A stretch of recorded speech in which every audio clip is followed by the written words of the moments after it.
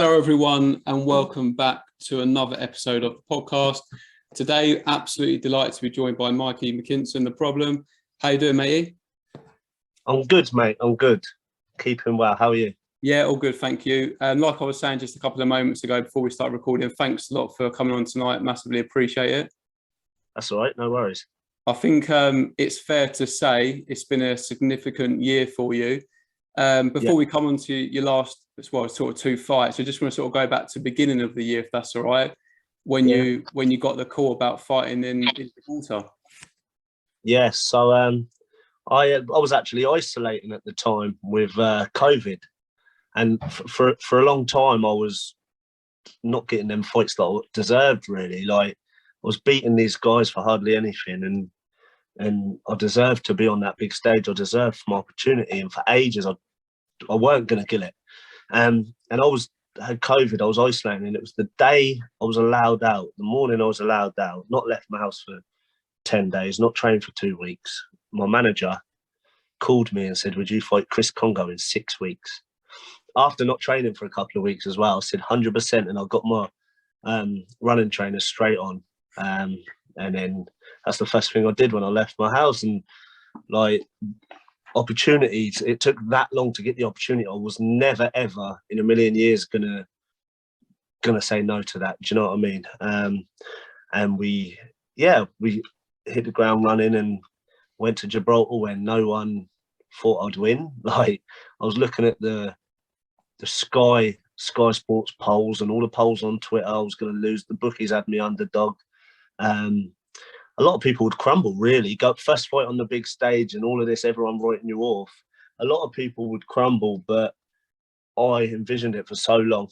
I trained so hard. Nobody on that night was going to beat me at all. I didn't care what everybody else thought of it. I didn't care everyone else's opinions. I knew I'd beat him. I knew I was going to beat him, and that's all that mattered. And I went to Gibraltar and upset the odds. I was going to say, you must have cost a few people of some money that night. In the build up to the fight, I knew I'd be underdog. I didn't want to know the odds. When I told all my mates, don't tell me the odds. If you put money on, do not tell me. I didn't watch any of his interviews. Don't tell me what you put on. I didn't want to know about all that. And then the next day, they was all sending me what they'd earned. and I earned a lot of people in my city a lot of money. So yeah, and gained a lot more supporters out of it as well. So it was a good night, probably the best night in my career so far. Going back then to when you was isolating, it's just crazy. 1 minute, as you say, you're isolating, you can't go out, you can't do anything. The day you're allowed out, you get a phone call to basically say you can fight in a Matchroom show if you want it. It's only 6 weeks. Was you isolating because you had COVID? Yeah, I was positive. I was rough for about 5 days. In the end, it was just boredom. I weren't allowed to leave the house. But I was isolating because I got COVID.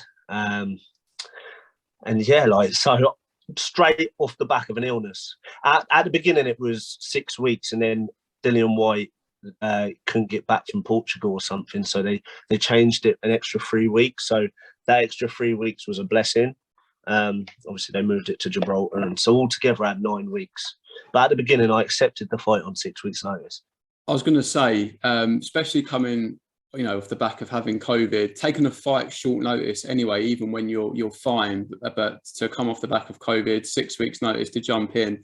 But that's something, I've learned about you over the last sort of few years. You're someone that will just jump in, and you was given an opportunity, and did you take it?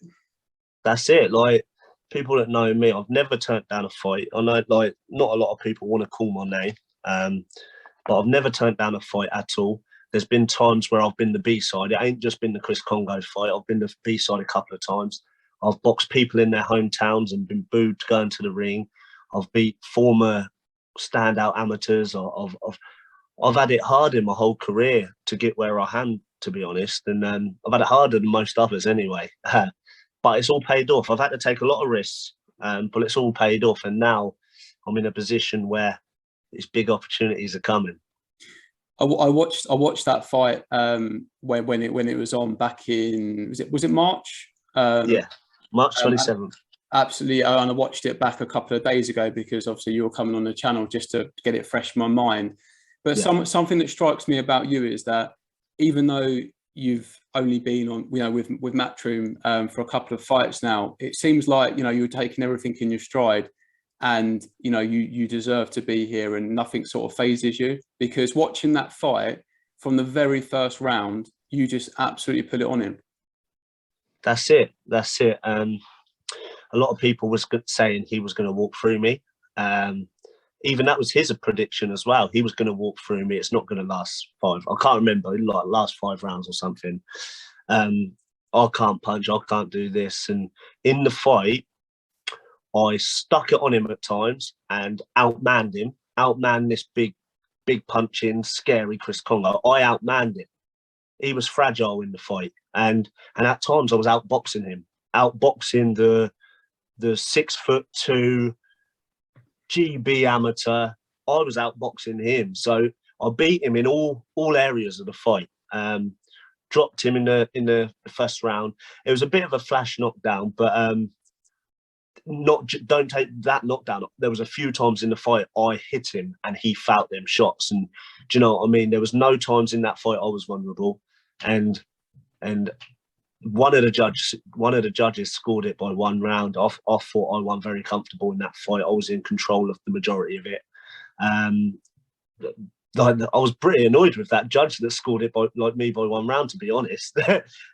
But yeah, like, there was no way he was going to be. See, with the Chris Kongo thing, I don't want to disrespect him and that. Like, we've done our thing, we've said our stuff, and I beat him. But 3 years before, I sparred him for 10 rounds and I won the spar. I got the better of him. But all in the build-up of that fight, he was telling people he won the spar. Like, do you know what I mean? So I showed I'm better than Chris Kongo. He did a lot of talking. There was a lot of hype behind him.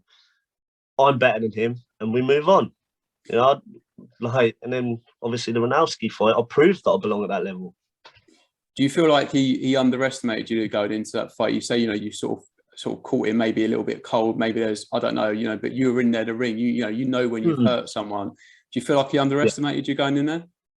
I'm not sure. I don't know what his team was saying. His team at the time, anyway, was saying, and you can have a lot of yes men in your team, and it can ruin you, because deep down he knew I beat him up in sparring a few years before. He knew that because he was in the spar deep down, but unless he was delusional and stuff like that. Like I said, I don't want to disrespect him. He's a nice lad, but yeah, I don't know if he was underestimating me or not, because at the end of the day, like, it was only his second fight on the big stage.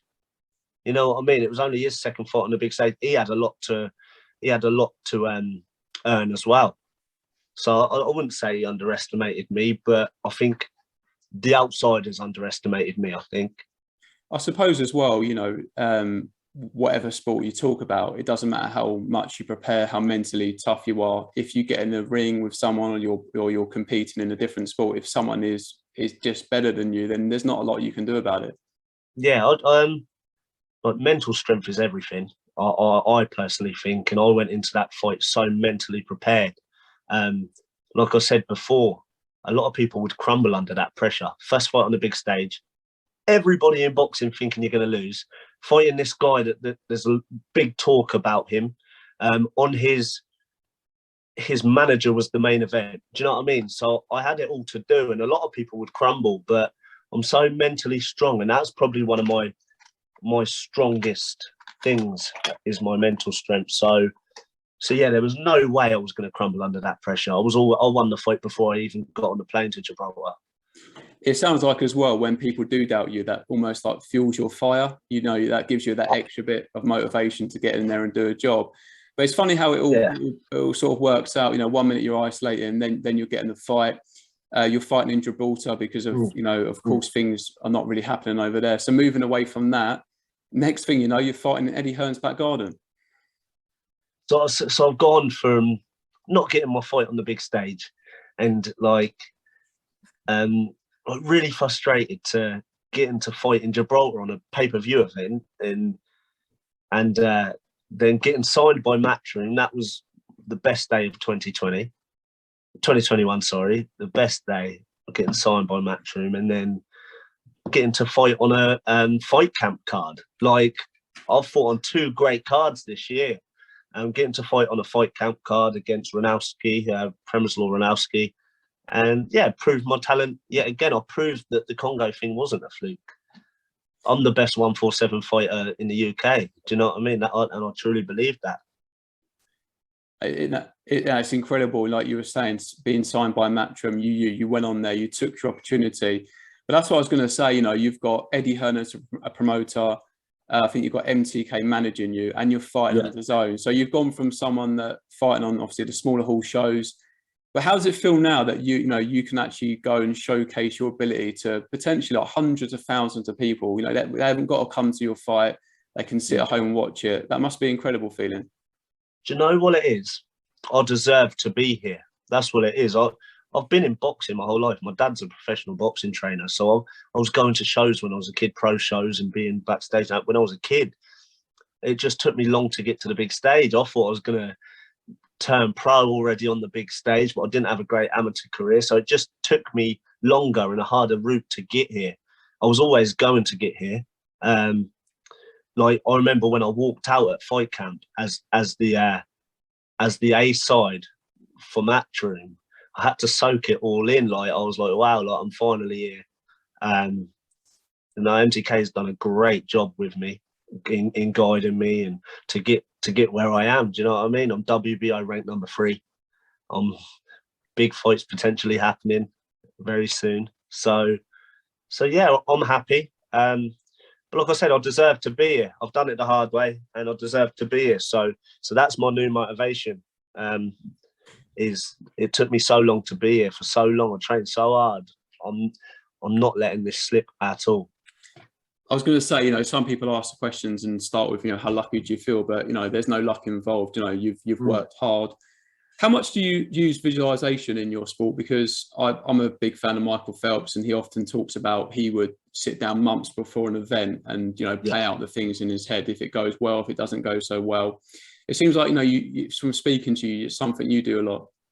I do a lot. I've got good people around me that help me with stuff like that. And yeah, particularly the 2 fights this year, it's been a big part of my preparations and stuff like that.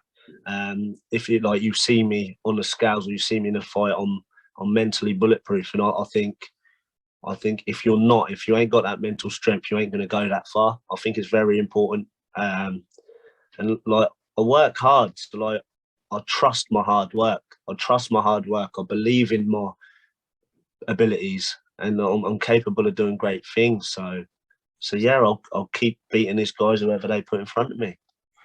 How different is it as well from initially you went to Gibraltar as the B side, you was at Eddie Hearn's back garden fighting as a Matchroom fight. How different is that from going from the B to the A side? Do you know what it was? In the Ranowski fight, people were saying, he's only had 1 loss, and that was at a few weeks' notice to Josh Kelly. Other than that, he's got loads of good wins on his record, good knockout wins, coming off a couple of good knockout wins. So in my head, he had a lot more success as a pro than Chris Kongo had when I fought Chris Kongo. So this was a step up for me. In my head, it was a step up. But now, where I've shifted from the B side to the A side, I was the bookie's favourite. Everyone thought, it's going to be a walk in the park. That made me more nervous. That made me more like, hang on, I don't want people to be saying this, because I get so motivated by people thinking I'm going to lose. Proving people wrong is what I'm best at. So that was a whole new thing for me with the Ranowski fight being the favourite. It made me a bit more nervous, but it didn't really affect my performance. Like, I was always going to beat him. In my head, I was always going to beat him. I expected a lot of a tougher fight, to be honest, because he was a lot of form, and he didn't show a lot of heart. Like, I broke his heart very early on in that fight. Like, I do that with my style, to be fair, but it wasn't so much the fight I wanted to have my first fight with Matchroom with, because I hit him hard enough to put him in a shell for 10 rounds. so I couldn't showcase what I had. He wasn't bringing anything back to me. So although it was a pretty good performance, easy win. Like I said, I won every round of that fight, and one of the judges had him win 2 rounds. That really annoyed me because I thought it was a shutout.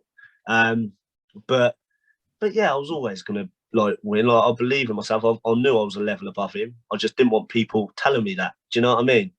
And I think I wanted to look a lot better. Although I didn't really put a foot wrong in the fight. If I had somebody that was coming towards me, so yeah, I would have had a better performance with somebody trying to take me head off. Do you feel like there is? Do you put more pressure on yourself now though that you're a Matchroom fighter? Your fights are being broadcasted. Yeah, there's a lot more pressure, but I eat pressure for breakfast, mate. Like, I love it. I love the pressure. It makes me perform a lot better. And how does the fight deal work with Matchroom? Is it a free fight deal you got? Yeah, free fight deal. I've had the first fight, next 2 fights early in the year and then mid-year, I'm guessing, I don't know. But I've had 1 fight of the free fight deal, and then we see what happens after that. And I know you can't say much about a potential opponent coming up, but I was thinking earlier, you're only maybe even won a couple of fights from some absolutely incredibly big fights. Or maybe an incredibly big fight and an incredibly big name will be next. Well, I wanted the exclusive on that, but I appreciate you can't give that out at the minute. I really want to talk to you about a couple of, looking at the domestic scene. Obviously, you got Florian Marku. I know he's not British, but obviously fights predominantly in this country. You know what I say about Florian Marku? Yeah, I think he's great for boxing because he's a bit vulnerable in his fights. He ain't like the polished fighter. He's got a lot of support from his Albanian fans, which is great. He's got a lot of support, and he annoys a lot of people, like a lot of the boxers. So there's pure entertainment from Florian Marku, either way, if it's in the ring or if it's out of the ring. So firstly, I think he's good for boxing. Yeah, that's what I wanted to say about Florian. No, that's really the question I was going to ask you. I think, he creates noise, and he had that altercation with it was Conor Benn, wasn't it? On the media. I was there. Yeah, I was waiting for him to come over to me. I was literally a stone's throw away from him, and then I was like, I didn't actually know what was happening. I was like in my own sort of world. It weren't till after when people saying, "Did you see that?" I didn't take note. But see, with Florian, I'm levels above him. I'm level, like the guys that he's beating, he's like losing rounds against. These are the guys I'm beating on shutout wins. So people can't say, "Oh, Florian would be a good fight."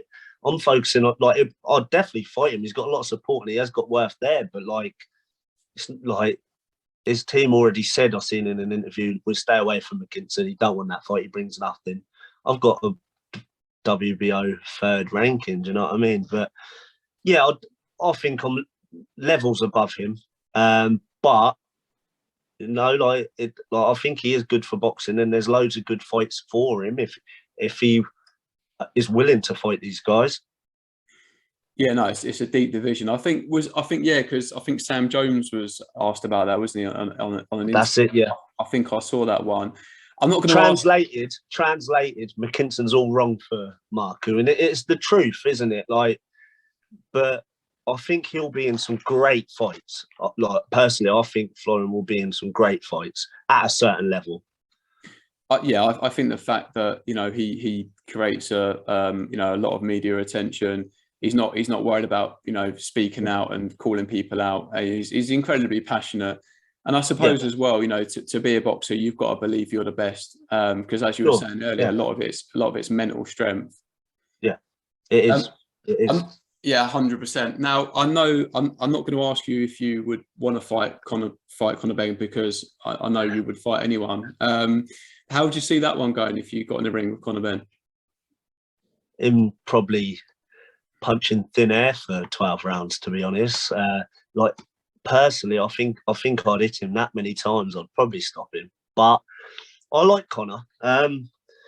He's improved. Oh, mate, has he improved? He's a good fighter. He's a good fighter. At the beginning of his career, I was like everyone else. Oh, he's no good. But like, he's proved people wrong, hasn't he? And all the times that I've bumped into him, he's a nice lad. He's a nice lad. So I don't really have a lot of bad words. It's annoying because he's a nice lad, and I can't walk up the street without somebody mentioning his name to me. So it's so annoying. The fight's not going to happen anytime soon, is it? Like, so I'm not calling for the fight anymore. He's on his own path and he keeps winning, so he's doing his thing. But if that was to ever happen, like, I'd beat him hands down, and I'd probably beat him very easy. I think at the moment as well, with you being relatively new to Matchroom, I think if a few more wins down the line, then that could be it would be a big domestic fight if you both got it on at some point. Massive. I don't know if that's what they're planning, but like, there's been no talk of a fight between me and him, like in terms of like business. Like, there's been nothing ever.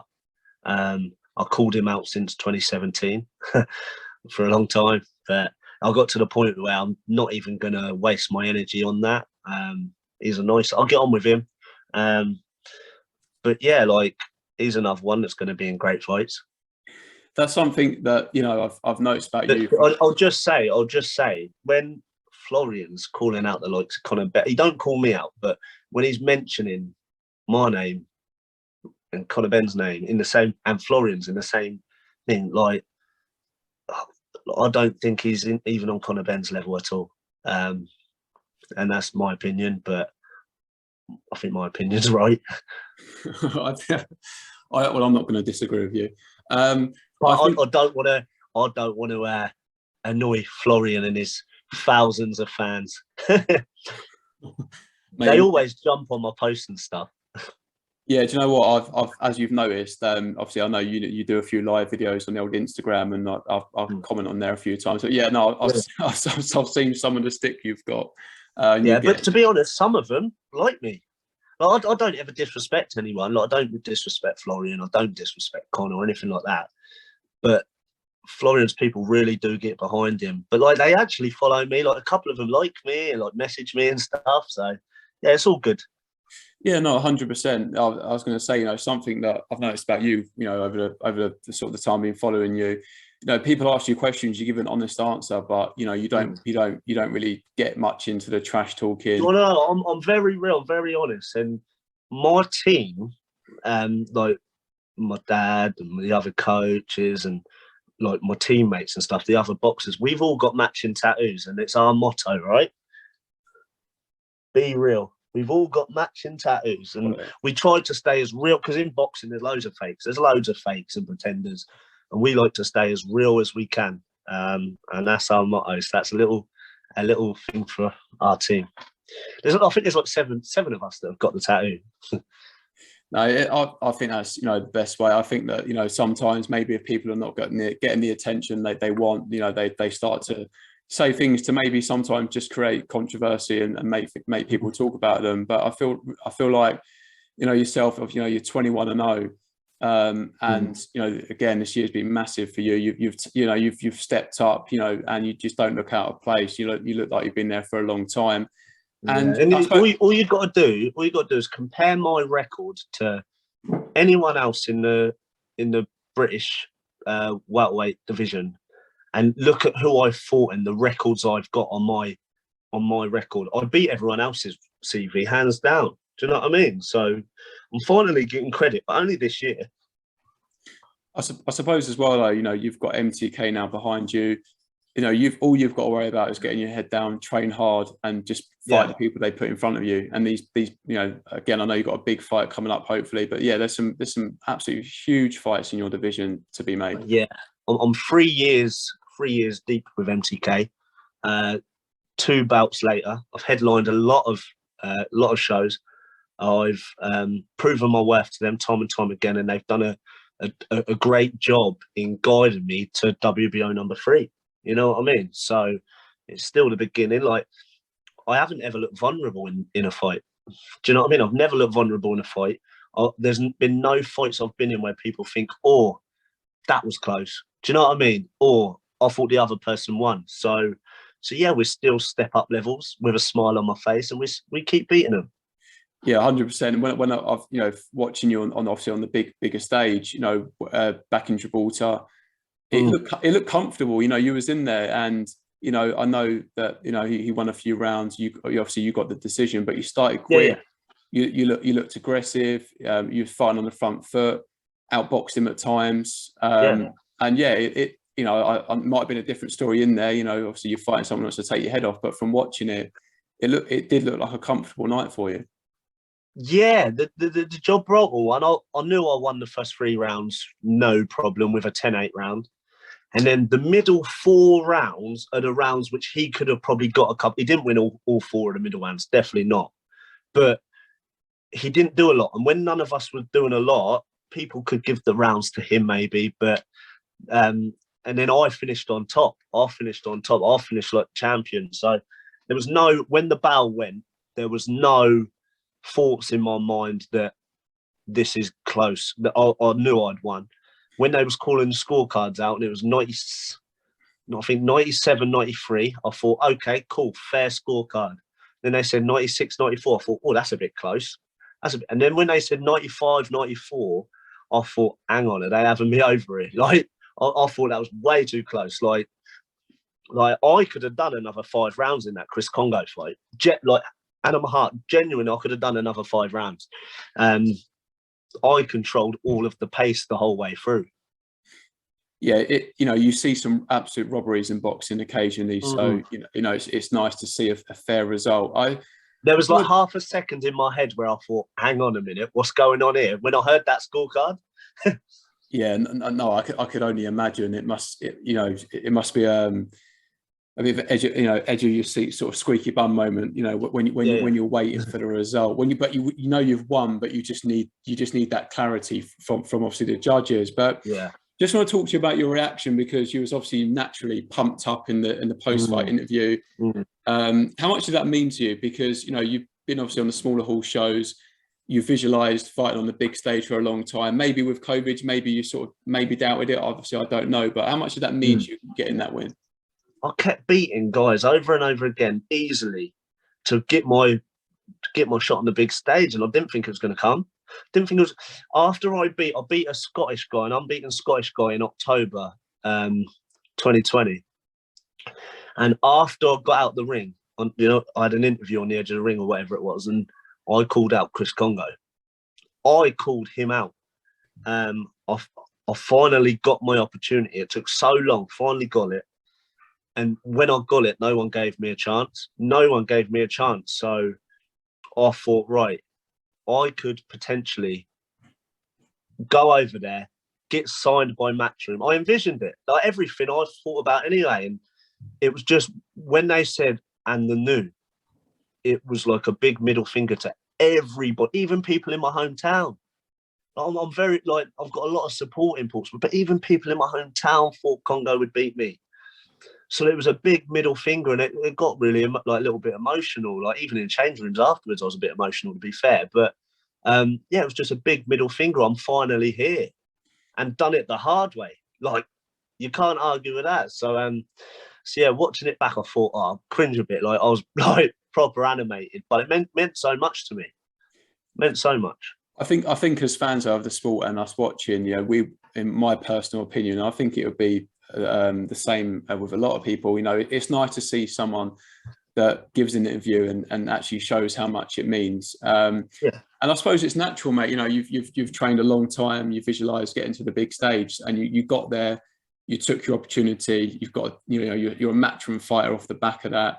I know you talk about obviously it's changed your life. Apart from the obvious, fighting on Matchroom, fighting obviously a Matchroom fight, fighting the zone. What else has changed for you? I've got a blue tick this year. my followers doubled. I think I went to Gibraltar with 8,000 followers. Now I've got 18,000. I've got a lot more support. Like getting stopped for pictures in my hometown, and that never happened. Like, you know what I mean? Like wherever I go, like I always get stopped in that, and it's just changed. Obviously, the main thing is I'm on the big stage finally. That's the biggest like the biggest thing that's happened this year, signing with Matchroom and getting that opportunity. So, yeah, a lot of change from the Gibraltar trip, a lot. And how does it feel to have Eddie Hearn backing you? Because arguably, I suppose one of the best promoters in the world. He's got a huge profile himself. You talk about followers over 1 million on Instagram, and he's right behind you. How does that feel?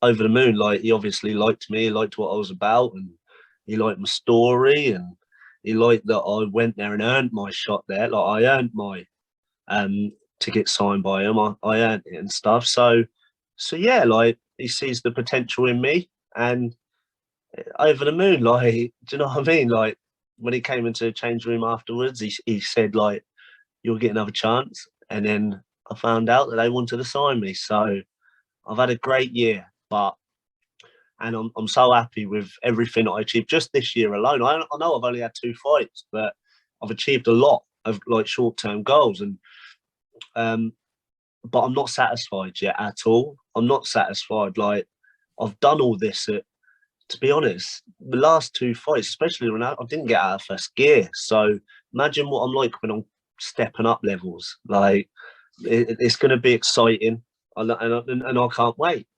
It sounds like, from talking to you, you've worked hard. You've got to this point. However, you're not someone that's I'm a Matchroom fighter.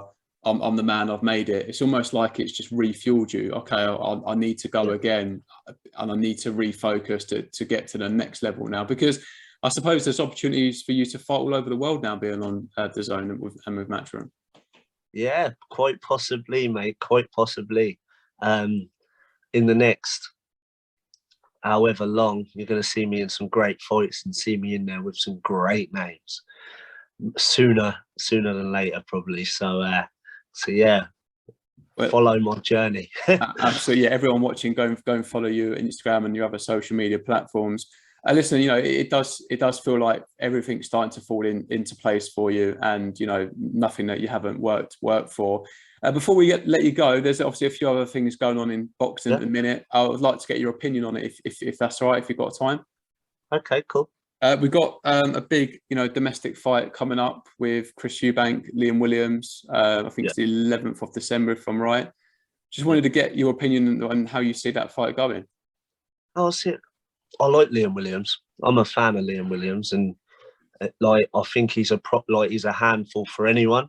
I personally don't think Chris Eubank's looked amazing since being with Roy Jones. Do you know what I mean? So I would say, I know Eubank's the favourite, slight favourite, but I'd put that down as a 50-50. I'd put it down as a 50-50, and I'd probably back Liam Williams to pull the upset off. Yeah, it's been well documented that Eubank didn't have a trainer for periods of time. Obviously, asking you, perfect person to ask, a fighter, how hard is it if you've been fighting without a coach or maybe any proper real direction to get a coach in? And because he's at the stage now of his career where he's got to go and fight some tough fights, obviously being the face of Sky Sports, etc. How hard is it to then go and try and implement them in such important fights? It must be. I personally don't know how hard it is, but it must be hard. Like, there's a lot of ego involved in his career for a long time. But he obviously got to the point where he thought, you know what, I need something. I need more knowledge. I need to be learning new things. So fair play to him. I don't know how hard it is. Like, I've had the same trainer my whole life. Yeah. So do you know what I mean? So yeah, like, fair. Like, he needed a trainer at the end of the day. He did. But you see Williams winning that on points. I know a lot of people think Eubank, and Eubank's the favourite. I hope he don't get complacent. But I'll back Liam Williams, and I know a lot of people probably won't, but I think he can pull it off. I really do think he can pull it off. He's a handful. So yeah. Yeah, I always like backing the underdog. As you can tell, this is the season of the underdog. The season of the underdog. So yeah, I'm rooting for Liam. No, it should be an interesting fight. I know Conor Benn's on the same night. What about like the YouTube fights with the likes of obviously like the YouTubers fighting, and you've got Jake Paul fighting Tommy Fury. What way do you see that one going? Well, you'd think Tommy Fury could pull it off. You know what I mean? He's the one that's been around boxing for a long time. Boxing's in his blood. He's from the great Fury family. If he doesn't, it's going to be bizarre, isn't it? Like, Jake Paul actually ain't a bad, but I've seen a lot of pros that are worse than Jake Paul. Do you know what I mean? He hasn't ever fought a boxer. So I hope Tommy Fury can pull it off. I really do hope he can pull it off, but I don't think I'd be as shocked if he doesn't, personally. No, it's another interesting one as well. I think that in the post-fight interview, if he does beat him, I think the press have got to refer to him as Tommy Fumbles or something. There's loads of things in there. So yeah. I think losing to him, just having the name Fury, but again, another interesting one. But listen, mate, we really appreciate you coming on the channel tonight and giving up some of your time. We hope to, get you on at some point in the future, first of many. I'll tell you what, this would have been good if it was in a week or two, because I've got some big news coming. Fingers crossed. Well, mate, I'm when you get that big news, I'm happy to get you back on at any point. It doesn't have to be too long at all, but we'd obviously happily have you back on at any time. Yeah, nice one, mate. When should you be finding out then over the next couple of days? I found out last week or the week before. It's just teasing us in your lives. No, just not even negotiate contracts to be signed and stuff, and then, but like people will be shocked probably. You can just see the excitement. But where can you? I'm so impatient. That's the thing, and like in this game, you can't say anything until it's concrete. So I hope we can get it signed, sealed, delivered sooner rather than later, and then. No, yeah, absolutely. You've started this. This momentum. Naturally, you just want to keep it going. Can you tell us, if it's going to be in this country or? Probably not. No. No. Okay then. Well, I look forward to finding out. Is there anything that you want to add? You want to just chuck into the interview?